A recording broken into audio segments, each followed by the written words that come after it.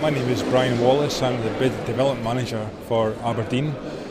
My function just now is to take the whole BID development process up until the ballot, to manage the whole process, to engage with the business community, and to liaise between the City Council and the private sector in effectively developing, designing and progressing a BID.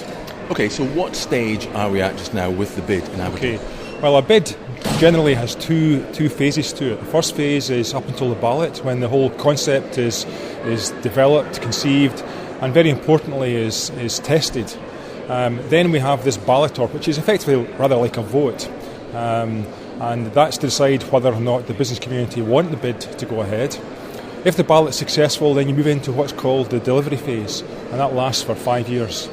So right now, we're about halfway through the development phase, and we're anticipating having a ballot in Aberdeen probably late autumn of 2010. Okay, now I had a look at your website. It's very good. Okay.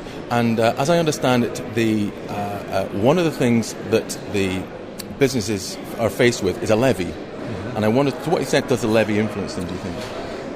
I think it's a mistake to look upon the levy. The levy is effectively part of the mechanism that's used to fund the BID. I think there's some really important issues to get across about BIDs. First of all, they're not there to replace what councils or local authorities already do. By law, they're only allowed to add on top of, or be additional to services already provided. So to that extent, we're not replacing something with another tax. I think the second thing about the levy is it's more like a fighting fund. It's a fund that's used in a very positive way by the business community, controlled by the business community or the BID voters, to decide what they think are the priorities for Aberdeen. And there's an excellent map on that website. Yeah. This is the BID Scotland website, and you can see that I think there are maybe a handful of existing BIDs in Scotland, but there's a whole bunch of them of which Aberdeen's one, which is in that process, that development stage at the moment. That's right. How positive are you that you're going to get the thumbs up from the businesses? Well, I think we're very optimistic indeed. I think one of the strange things is that although times are hard just now, BIDs are still seen as a very positive way of allowing city and town centres to improve their performance. And one of the strange things we've got about Aberdeen is that despite the regional economy being very, very strong, Aberdeen really hasn't managed to capture all its potential, if you like.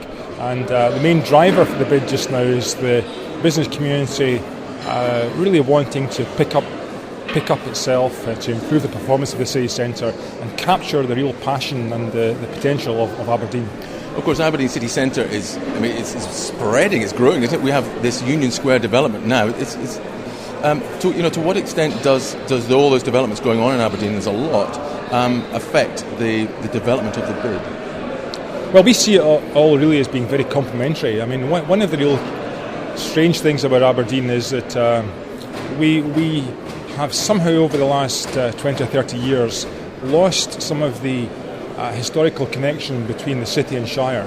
So a lot of the business for Aberdeen would have historically come from its hinterland, the people who live in the Shire towns and beyond.